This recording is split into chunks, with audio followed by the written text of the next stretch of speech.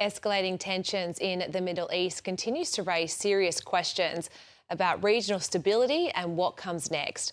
Joining me now is award-winning global affairs journalist and author of The Heartbeat of Iran, Tara Kangarlou. Tara, thank you for joining me tonight. You speak regularly with people inside Iran. What are they telling you about how the public is reacting to the war right now?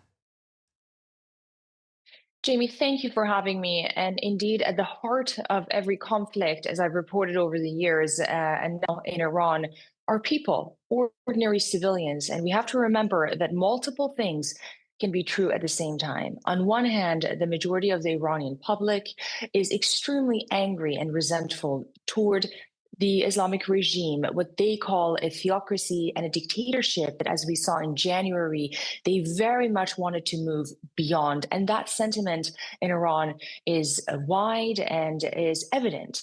At the same time, the Iranians right now have another feeling, and that is more anger toward the policies of the West because they have no idea what those policies are.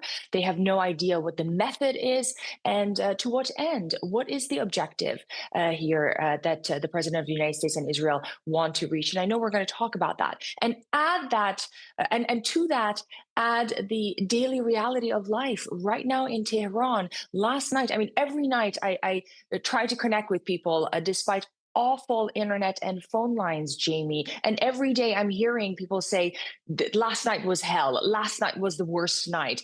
But this continues. And we know that last night, Tehran's oil depots were hit, and there are images coming in with plumes of fire all over the streets because little waterways that run through streets and boulevards were set on fire. Freeways that I've been, I've driven on, and neighborhoods that I've lived in, I see them up in blaze, and it's dangerous because at its core, you have ordinary civilians who are paying the price at the time that the economy in Iran is essentially in free fall. People have no purchasing power.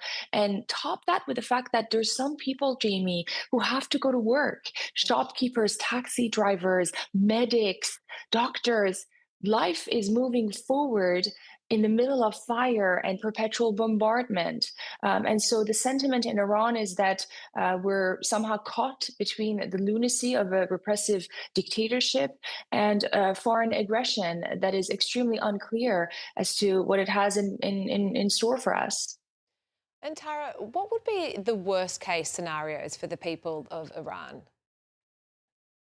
In some ways, Jaimee, we are seeing the worst case scenario unfold. Day by day, destruction intensifies and the death toll rises. Over 1,300 people have been killed in Iran. As of course, in the region, we have, I believe, around over 100 in Lebanon, 9 people in Israel, and of course, in the Gulf.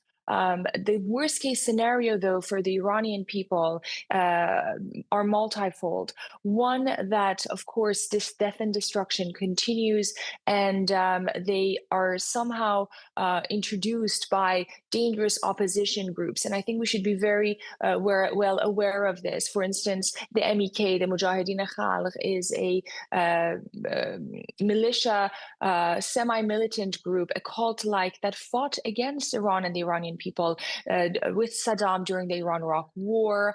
And then the other worst case scenario would be the breakup of Iran, which again is another thing we have to pay close attention to, given that Donald Trump just last night, Saturday night, said when asked if Iran's map would look the same the day after the war, to which he said, no, I don't think so. So Iran's fracture and break up the territorial integrity of this country is of stark important for the Iranian people, and that is right now at risk. And the third is whether or not the Iranian people are going to be left with the crumbles and remnants of the Islamic regime that has choked them for years. And they've been proven that after any conflict and any uprising and protest, they will introduce a harsher version of this regime. So I'm worried of an Islamic regime 2.0